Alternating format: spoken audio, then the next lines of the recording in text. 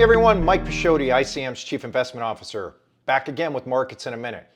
What looked like a busy week initially turned out to be relatively quiet, with a few notable economic releases, overseas developments, and generally a positive week for stocks and bonds. So let's just get right into it. Starting with economic data, Tuesday brought updates on the services sector and the labor markets. So the ISM Services Index came in almost right on the button at 53.6 versus 53.7 expected, with anything above 50 signaling growth. Just an overall solid reading for the US services sector. So the closely watched prices paid index registered 70.7 versus 73.5 expected. Cooler than anticipated, but overall still a hot reading, matching the prior month. Now, JOLTS data was largely uneventful. 6.8 million job openings, matching expectations and the prior month.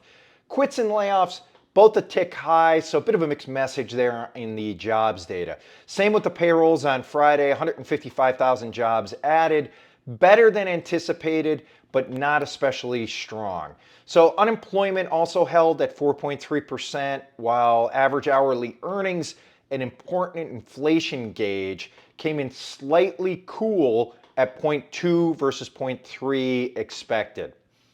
Now overseas, a few noteworthy items. First, on April 30th, Japan announced that it had intervened in currency markets to the tune of 5.4 trillion yen, or about $35 billion, defending the yen at about the 160 level.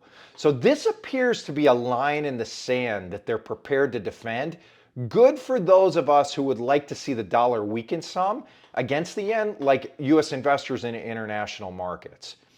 Now, South Korea, let me spend a minute here. South Korea has been a global standout this year and a major holding of emerging markets investors, with the KOSPI index up 77% year to date. So what's going on here? Well, South Korea is benefiting from several tailwinds: the general enthusiasm for emerging markets, the AI trade with companies like Samsung and SK Hynix benefiting from explosive demand for memory chips, and the Corporate Value Up program. Now, this Corporate Value Up program is interesting and is essentially a governmental reform aimed at addressing the persistent valuation discount of South Korean equities by improving transparency and preferential tax treatment of dividends, really leading to a surge in a return of capital. Now, honestly, there's probably not much more that you could do to be transparent than just returning cash to shareholders. So just a good path to higher equity multiples.